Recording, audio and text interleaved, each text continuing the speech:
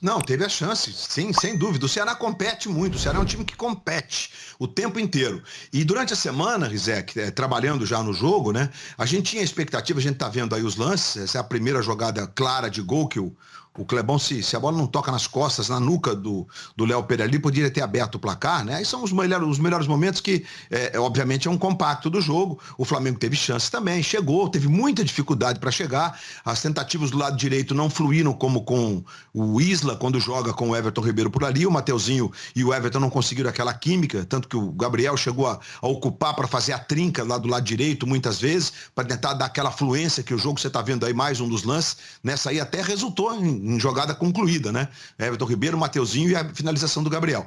Mas o Ceará, e aí o Guto, depois do jogo contra o Corinthians, no segundo tempo, o Guto teve 20 minutos de um bom jogo, com o Pedro Nares jogando ao lado do Sobral como um dos volantes, com o Lima fazendo a ligação, com o Jael já de centroavante no lugar do Kleber e o Rick entrando no time jogando do lado direito. Ontem ele começou com o Rick numa ponta e com o Lima na outra.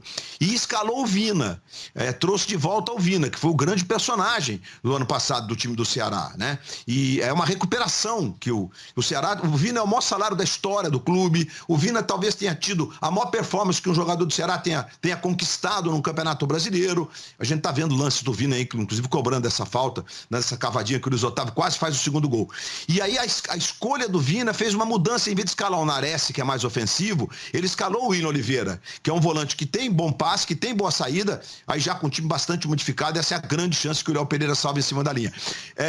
Para dar mais liberdade pro Vina trabalhar, né? Então, a gente vê que as mudanças, ele teve que escalar o Fabinho, que é um volante que também já jogou de lateral, mas que foi muito bem na lateral direita, porque o Buiú teve um inchaço de joelho. Ele sequer foi relacionado pro jogo. Então, enfim, o Ceará, o Guto é aquele técnico efervescente. E que bola do Gabigol pro Michael, né? O Flamengo poderia ter feito aí 2-1, inclusive, né? Mas você viu que as chances do Ceará foram anteriores a essas boas jogadas que o Flamengo teve para quase ganhar o jogo. Porque o Flamengo tem um bom time. A gente tá falando do Flamengo. E, obviamente, que o nosso grau de exigência, e por isso que eu acho que nós todos aqui somos convergentes, é óbvio, Roque e PC, que eu concordo com vocês, porque num dado momento vai ser preciso você tirar um ou outro jogador, porque é impossível você botar esses caras para jogarem o tempo todo, né? É natural, né, que isso aconteça. E agora que você tem uma semana com esses jogos, com esses pesos, contra o Olímpia e contra o Grêmio, numa fase já de quartas de final da Copa do Brasil, e o Flamengo sabe que precisa de semifinal. Na verdade, Copa do Brasil, o Flamengo espera chegar na decisão, por questão financeira, né? E Libertadores semifinal, quer dizer, os objetivos vão sendo atingidos. E isso é importante para a manutenção do faturamento, obviamente. Então, eu tenho todo o entendimento disso, né?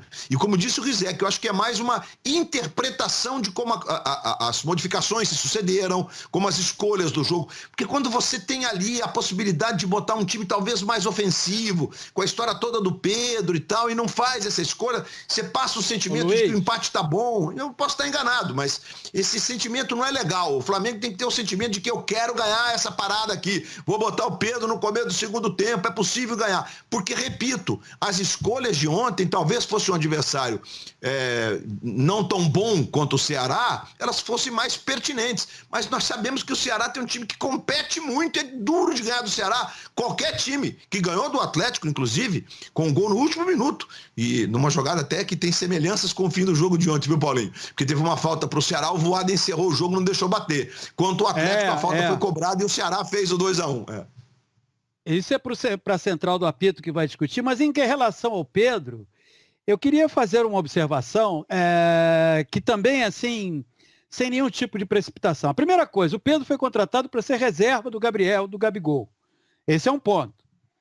Segundo ponto, as discussões que foram provocadas durante o jogo e no pós-jogo, elas me passaram, e como está se falando muito de sensação, de percepção, eu vou falar de uma sensação e percepção minha, de que o Pedro é uma solução para todos os problemas ofensivos do Flamengo. Não é.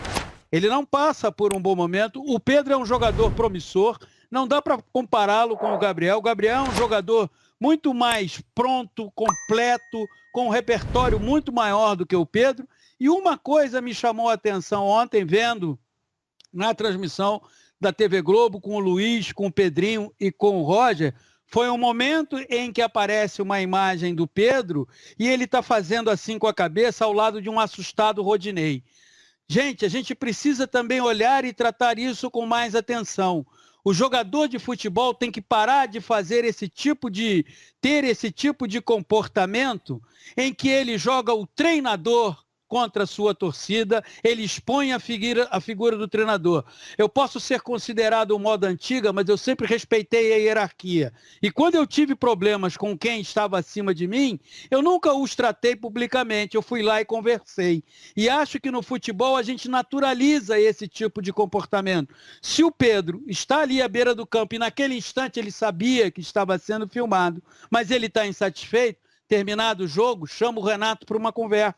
Senta com ele, mas não fica ali meneando a cabeça, repito, ao lado de um assustado Rodinei, porque o Rodinei também percebeu que estavam sendo filmados. O Pedro percebeu e ele, um atacante promissor, com boas possibilidades de fazer uma grande carreira, mas desde ontem, colocado como a salvação ofensiva do Flamengo, o que eu acho um exagero para o momento, faz e tem esse tipo de comportamento. Não é legal isso. É um comportamento que muitos jogadores têm, expondo a já fragilizada figura da maioria dos técnicos do futebol brasileiro.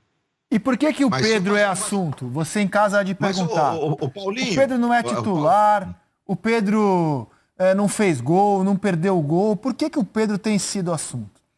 Porque é um jogador de um nível altíssimo no radar da seleção brasileira. Promissor! Eu acho que tem um nível alto, já foi convocado para a seleção brasileira 2 vezes. Promissor no sentido de ser um fenômeno. Não dá para dizer que é um fenômeno ainda, mas é um jogador, pro nosso padrão, eu acho, de um nível altíssimo. Não é titular hoje no Flamengo, talvez não fosse no Galo, nos outros 18 times da Série A, seria titular, absoluto. Então, é um jogador que chama atenção. E quando ele foi contratado, eu sempre gosto de lembrar isso, havia uma dúvida também sobre a permanência do Gabriel. O Gabriel estava discutindo a sua renovação ou não com o Flamengo. Havia essa dúvida. Então ele veio para o grupo, mas também porque havia incerteza se o melhor atacante do Flamengo, o Gabigol, continuaria lá também. Então ele poderia ter chegado no Flamengo para substituir o Gabigol. Né? Fala, Luiz, desculpa. Mas, não, porque eu acho que são 2 discussões e o Paulinho tem razão absoluta no que ele está dizendo. 0 a acrescentar. Total razão.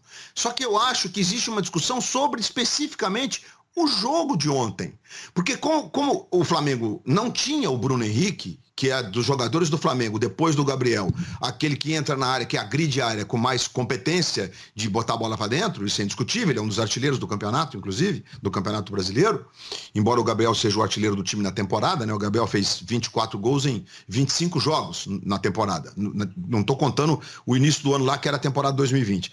Mas o jogo de ontem, até pela característica que se sucedeu ao longo da partida, com o Gabriel saindo da área, a bola começou a passar o tempo inteiro na área e não tinha um cara na área. Porque o Everton e o Michael não têm essa característica de ficar o tempo inteiro entrando na área como o Bruno Henrique. Até pela ausência do Bruno Henrique. Então, acho que são 2 análises. Uma específica do jogo de ontem, que é uma análise do jogo de ontem. Que não estou dizendo que eu estou certo, que quem analisou dessa forma esteja certo. Né? É um viés, é uma interpretação, é um olhar sobre o que estava acontecendo no jogo. E sempre partindo do poder do Ceará, desse ótimo time do Ceará, que é um time que, repito, compete com qualquer um. Então, acho que existe essa análise. E existe uma outra análise, que o Paulinho foi brilhante, que é uma análise mais abrangente, que envolve uma escolha de carreira. E hoje, na gravação do podcast A Mesa, episódio 99, Paulinho, e sexta-feira vai ter o 100º episódio, já chega a 100 episódios. Vou ouvir logo depois do programa. Por favor, na hora do seu jogging, eu sou do tempo do jogging, Paulinho,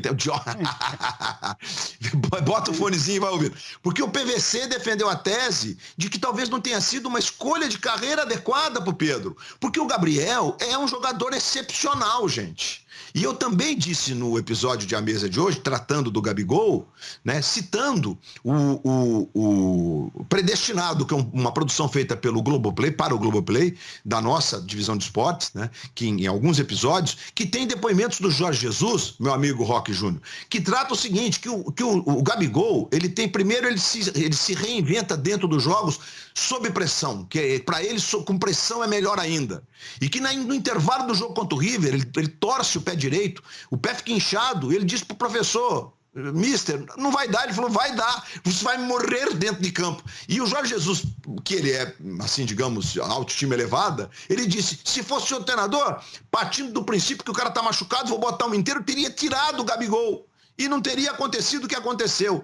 Então existem circunstâncias que são do jogo, né? E competir, isso em relação a ontem, e competir do ponto de vista histórico com o Gabriel, que já tem 96 gols com a camisa do Flamengo, e é o grande protagonista desses 8 títulos, dessa dinastia que se estabeleceu nesse período, não dá. O Gabigol eu diria, nesse momento, ele inteiro, fisicamente e tal, o ícone desse time, né? Por mais que todos os outros tenham os seus valores, não é isso? Eu só acho sobre a escolha, Luiz, que a gente tem que voltar no tempo e lembrar do momento em que o Pedro foi contratado. O treinador era o Jorge Jesus, de quem se dizia o seguinte também, é um cara que melhora jogador e dá um jeito de botar em campo os melhores, porque sem o Jesus também não se imaginava o Flamengo escalando Arão, Gerson, Everton Ribeiro, Arrascaeta, Gabigol, Bruno Henrique. Foi uma novidade que ele, Jesus, conseguiu fazer, quebrando entre muitos paradigmas que ele quebrou. O outro foi, inclusive, que tem que poupar. O Jesus jogou com força máxima sempre que pôde. Então, na época, o Pedro vinha para o melhor time disparado da América do Sul, o único time brasileiro que tinha condição de comprá-lo, com um treinador que estava assim, só se falava bem dele, e com a possibilidade de saída do Gabigol. Então, era um outro momento. Talvez se ele soubesse que passaria tanto tempo na reserva, ele pensasse diferente. Mas, na época, não era fácil de prever isso. E o Renato faz o que outros treinadores fizeram com o Pedro. Porque o Jesus teve muito pouco tempo com o jogador. Depois Domi, Rogério, agora Renato. Com todos eles, o Pedro foi reserva. E eu vou mostrar aqui para vocês números do Pedro com o Renato, para mostrar que a situação é inalterada em relação ao que tínhamos antes com o Rogério Ceni. Com o Renato, são 10 jogos, 1 gol, nenhuma assistência, mas só 2 como titular. Então, o Renato faz com o Pedro aquilo que outros treinadores já fizeram. E aí, Roque, como é que você vê esse pacotão do Pedro aqui que estamos debatendo? E a média é 32 minutos por jogo, ó. É um jogador que hoje é reserva mesmo. São 2 pontos, 3 até, Rizek. A primeira, a contratação. Um time como o Flamengo, ou qualquer time que queira brigar por título, você tem que ter bons jogadores, grandes jogadores, que quando um sai, o outro entra, você consiga manter o nível. Eu acho que no ataque do Flamengo, ele tem isso. Se sai o Gabigol, você passou alguns números do Pedro aí com o Renato, que não são, vamos dizer, não está numa boa fase, mas é um jogador que consegue. Já foi, como você falou, seleção brasileira, é novo, né? É um jogador que tem muito ainda a crescer, mas tem o nível ali do Gabigol. O Gabigol um pouco na frente, sim, mas quando sair o Flamengo tem um reserva, que é um reserva hoje, à altura. Ao segundo ponto do Pedro, né? Quando você quer jogar, e você tem um jogador na frente como o Gabigol, você tem que mostrar, né? Você tem que fazer a diferença quando entra, né? Nos treinos, nos jogos, e aí você vai incomodando aos poucos, né? Então, eu chamo a atenção, aí o terceiro ponto, pelo que o Luiz falou e o que o Renato falou também do jogo, né?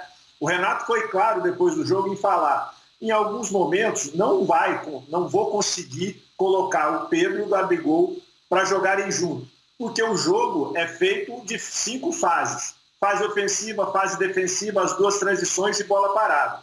O Luiz Roberto falou bastante da fase ofensiva, mas tem as outras 4 fases. Então, para você ganhar um jogo, você tem que ir bem nas 4 fases. Você não joga uma fase, não consigo colocar, no meu modo de ver, aquilo que o Renato falou, né? Eu vou colocar o Pedro e o Gabigol para jogar na fase ofensiva. E quando eu tenho também e passo pela fase defensiva, pela transição defensiva, como que esses jogadores podem atuar ajudando coletivamente o Flamengo para que o Flamengo consiga ganhar? Esse é um outro ponto a se pensar. Então, assim, quando se fala em jogar os 2 juntos, e aí eu ligo com o segundo ponto do Pedro, se um treinador está falando isso e eu quero jogar, eu vou chegar no treinador e falar, o que eu preciso para jogar? Aí eu preciso participar das outras fases melhor? Tá bom, então eu vou começar a fazer isso, eu vou começar a trabalhar melhor nas outras fases. Se a fase ofensiva eu faço boa, mas eu quero jogar, eu vou fazer um esforço para fazer melhor a fase defensiva, porque aí eu começo a colocar em dificuldade o treinador para também me escalar, porque para o Renato, ontem ele foi para a coletiva e falou, eu não consigo colocar os 2, porque o Flamengo também tem que defender. E isso é o jogo. Então não dá para colocar um jogador só para participar da fase ofensiva. Então o Pedro também, aí é do jogador. Ele pode melhorar? Pode. Né? Então eu acho que é isso. É um grande jogador,